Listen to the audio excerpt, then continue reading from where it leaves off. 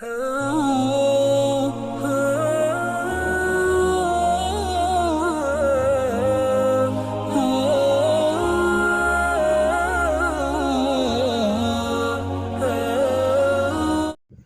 اللہ الرحمن الرحیم۔ سبق نمبر 17۔ آج کے سبق میں ہم عشر کے حوالے سے کچھ تفصیل پڑھیں گے۔ سب سے پہلے تو یہ جاننا چاہیے کہ عشر بھی زکوٰۃ کی طرح ایک فریضہ ہے، اور اللہ تعالیٰ کی طرف سے یہ فرض عائد کیا گیا ہے، زمین کی پیداوار میں سے عشر دیا جاتا ہے۔ جس طرح زکوٰۃ ضروری ہے اور اس کا انکار نہیں کیا جا سکتا، اسی طرح عشر بھی ضروری ہے اور اس کا انکار کرنے کی بھی گنجائش نہیں ہے۔ اللہ تعالیٰ کی طرف سے فرض کیا گیا ہے زمین کی پیداوار میں۔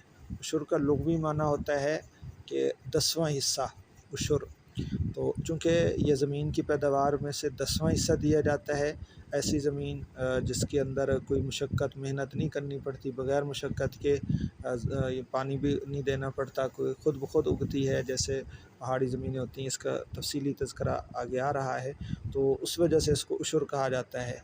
تو عشر کا ادا کرنا یہ بہت ضروری ہے۔ بعض لوگ اس کو نہیں سمجھتے، اس بارے میں کوتاہی کرتے ہیں، کمزوری کرتے ہیں، خصوصاً کاشتکار حضرات۔ وہ کہتے ہیں کہ جی مہنگائی زیادہ ہو گئی ہے تو ہم سے عشر نہیں نکال ہوتا۔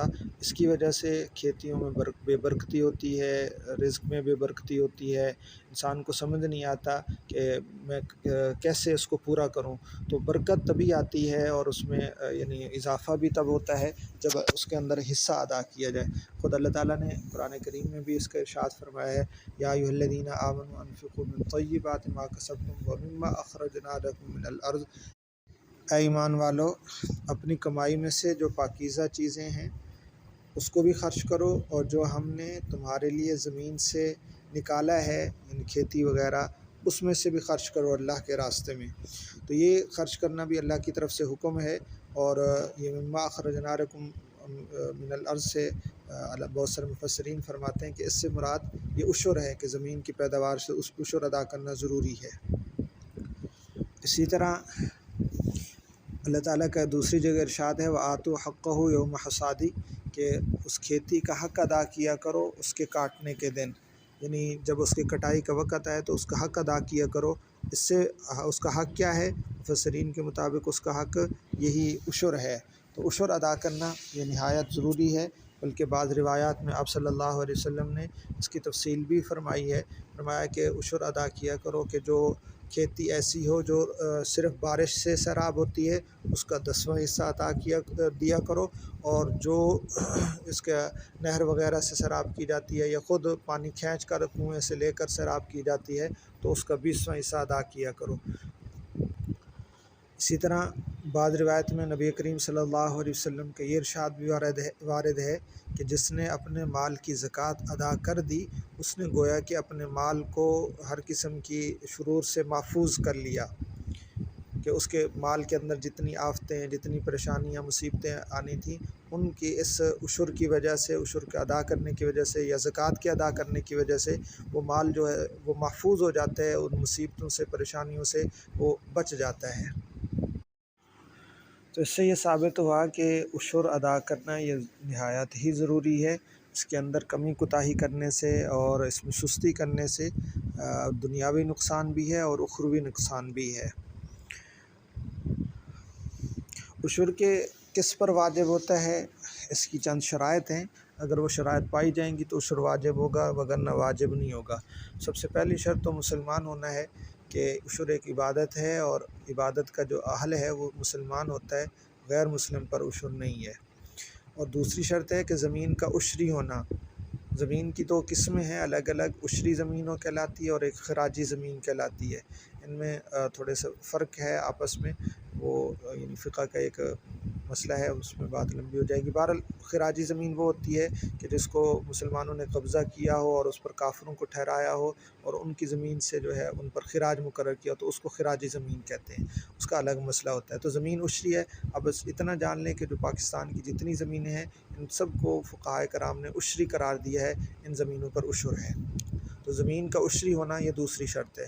تیسری شرط ہے کہ زمین سے پیداوار کا ہونا، یعنی زمین کے اندر پیداوار کا نکلنا، اگر زمین سے پیداوار نکلتی ہے تو اس زمین پر عشر ہے، اگر زمین بے آباد پڑی ہے، پیداوار کچھ بھی نہیں ہوتی، اگاتے نہیں ہیں یا ویسے چھوڑ دیتے ہیں، وہ یعنی کسی آفت زدہ ہو جاتی ہے یا اگنے کے بعد وہ خراب ہو جاتی ہے، تباہ ہو جاتی ہے، کسی کھاتے میں نہیں آتی، یعنی اس کو کھیتی کو اٹھا نہیں سکتا، تو اس کھیتی پر بھی، اس پیداوار پر بھی عشر نہیں ہے۔ اور چوتھی شرط ایسی ہے کہ پیداوار ایسی چیز ہونی چاہیے کہ جس کو اگانے کا رواج ہو، وہاں اگائی جاتی ہے، عام طور پر لوگ اسے کاشت کرتے ہوں، اس سے نفع اٹھاتے ہوں، تو ایسی چیز ہو تو اس پر عشر ہوگا۔ لہذا کوئی چیز خود بخود اگ جاتی ہے، بیکار قسم کی ہے، جیسے خود رو گھاس ہوتا ہے، یا کوئی درخت خود بخود اگ جاتا ہے، تو ان میں عشر نہیں ہوگا۔ لہذا جہاں گھاس ایسی ہے یا بانس وغیرہ کے وہاں اگ جاتے، خود بخود اگ جاتے ہیں، تو ان کی وجہ سے ان پر کوئی عشر نہیں ہوگا۔ جب یہ 4 شرطیں جس چیز میں پائی جائیں گی اس کے اندر عشر ہوگا، اگر ان میں سے کوئی شرط نہیں ہے تو اس پر عشر نہیں ہوگا۔